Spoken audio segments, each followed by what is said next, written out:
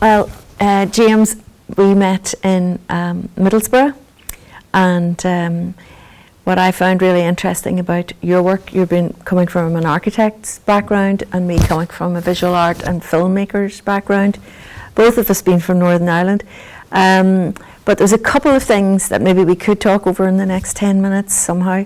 One was our connection through working with childhood memories, and then the other one we were sort of discussing was ideas of fear and how that sort of impacted us, but also drawing as a method of exploration.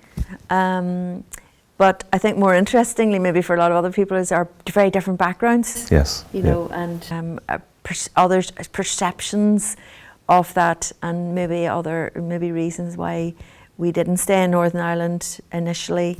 Well, I've been away for a long time. Been in England over 30 years. But yeah, so that coming from very different backgrounds, but yet finding connections within our work. My father was interned twice, once in the 50s, then in the 70s when I was a child. So how that impacted me when I sort of started reflecting on it as an adult, and then trying to imagine myself as a child. But I think you did that too, didn't you?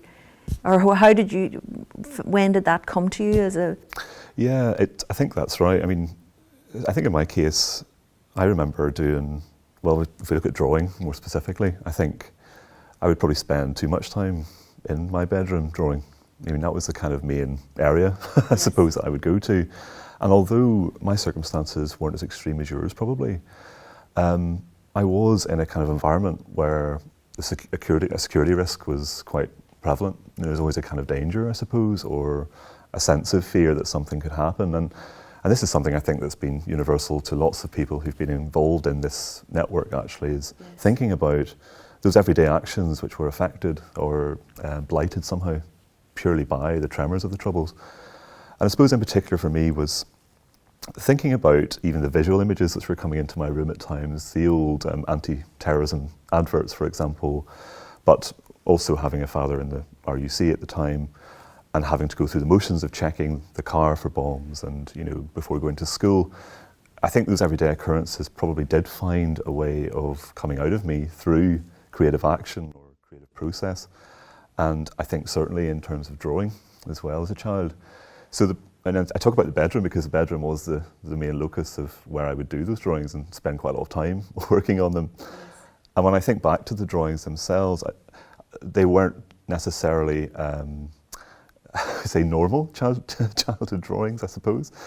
And I think that's because actually they had a certain sense of a meticulous quality to them. There was a sense of geometry which was coming through them in different ways. Lines were rarely out of place, actually, on the page. And as an adult, and I've been reflecting back on those sorts of drawings I was making, I've been able to sort of rationalise that, I think, as being a way to try and control some of the difficult stuff that was going on outside of the house, actually, the wider environment of the Troubles. And of course, being a child then, no conception about any of this stuff, just part of life. But I suppose symbolically, these things kind of play out in different ways. Yes. And I know that you've also had interesting drawings as well that have emerged from your childhood. Yeah, because when Dad was interned in 71, 72, so one of the things, I mean, he was a teacher, so he was very conscious then of, and not sure when he was going to get out, so wanting to keep connections with us children. So we would draw things. Again, we were just at the beginning, not really, you know, I was 6, so I was not writing very coherently, but I would be able to write little short sentences, paragraphs, or whatever, what we were doing in the day. But he had sort of, copy paper, so he would copy cartoons of Mickey Mouse and Pluto, and he would send them out to us, and we would colour them in, and then we would send them back. And he held on to all of the drawings and all of the material. So we have those to look at, and to, I can see that I was doing, like I have this one just drawing on the back of my copybook, which is a house, and then up above are helicopters flying around, and my brothers, have they drew long cache with all the barbed wire and all, like from above, as if there were birds flying above it. And you know, so it's just so interesting how you do that as a child, you know, and you just take it on as a sort of normal, everyday thing, because that was what it was then. Absolutely. And although, of course, there were these things that were affecting that everyday experience. Yeah. And I think I became an architect and trained as an architect, and in recent times, you know, have been reflecting on those kind of childhood conditions. Were they responsible for a certain trajectory? You know, yes. Did I become an architect for any particular reason? And I believe there is a reason there, actually. I think it's to do with a certain sense of containment and control which comes from a visual mode of expression that architects use. And in the last sort of few years, I've been looking back at places like the childhood bedroom or the car where, you know, I was checking for bombs, and redrawing them as they were. But then also trying to think of what was the disturbing layer in that, what was the thing that was going on there that made me want to go and check or to make those drawings in the first place. And so my new architectural drawings have these subversions within them. They have a darkness or a shadow that's kind of connected to them, not drawn in an architectural way at all, something quite raw and quite rough. And I suppose it's that tension of two worlds colliding, which I'm quite invested in at the moment. And I suppose in a way there's a sense of unravelling from architecture in some cases because of that. So do you, I mean, I find myself looking at material that surrounds a time, and even not necessarily only within Northern Irish context, like my film No More, I found material that was shot in that same period, but it was shot in Sweden, of the Polish dancer, sort of a performer called Ryszard Cieślak, who was and his expression, which I use in the film and I cut into the film, is kind of it's related to Hatha Yoga, but idea of dispersing the memory through the movement, you know, and getting it out of the body. So I found that really interesting, and sort of by bringing those two things together, say bringing footage from the BBC archive, which is, you know, Brian Faulkner announcing internment, and then seeing this, what was happening somewhere else in another part of the world at the same time, which was just this completely different kind of mode of expression, and bringing these two things together, then sort of look at this in a different way. Yeah. You know, it really struck me in that film about just, you know, how closely you're looking at the body and reflecting on how the body carries the legacy of the Troubles too, in these different ways. And I suppose in some self-reflection, I think about the rigidity of how I was living, actually, even as a child, or the types of things or drawings that I was making had this real sense of rigidity and bodily rigidity too, and how they were made. Yeah. And that's something that kind of continued in various guises throughout. Yeah. But I remember looking at the film and discussing it and asking you a quite personal question about, you know, was there a point in time when you felt that, you know, what provoked you, if you like, to try and make this film about the body? You know, was there something going on for you personally that, you know, enticed you to kind of look at this or explore this? Yeah, I think I had definitely had been in my background for a long time of wanting to do something with it. And my father was quite reticent to, you know, he would always talk about the 50s internment. That was a totally different, because he wasn't married then, and he saw it as a college kind of environment, you know, wherever.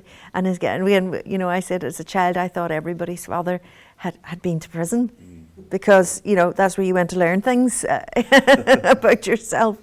But there wasn't a stigma attached to it. I put that down to Dad's he had a very interesting way of looking at his experience, you know, and was able to, after, obviously not at the time in the 70s, that was a very different thing, so he didn't really, I think he contained it in a part of himself that didn't really want to go to very often.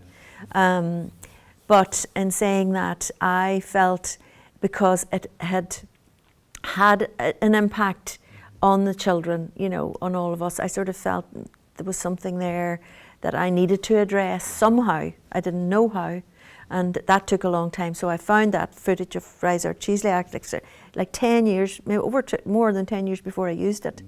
So it was all filtering in and taking time and gathering, and then finding you know, the Faulkner material, and then looking at my old drawings or my little letter saying, "Dear Daddy, will you ask the government when you're going to get home?"